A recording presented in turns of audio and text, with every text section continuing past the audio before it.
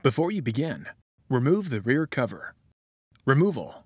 Disconnect the battery cable from its connector on the system board. Peel back the retention tape.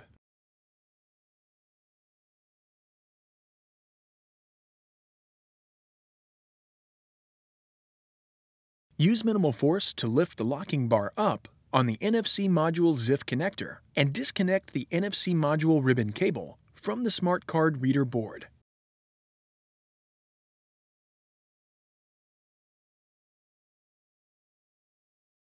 Peel back the retention tape.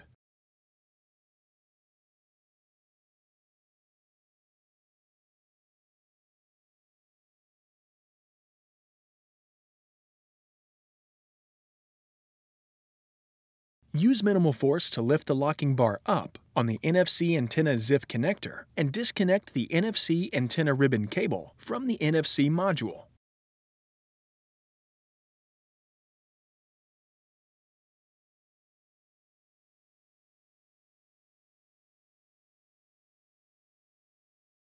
Carefully remove the NFC module from the adhesive that secures it to the middle frame and remove. Reverse this procedure to install the NFC module.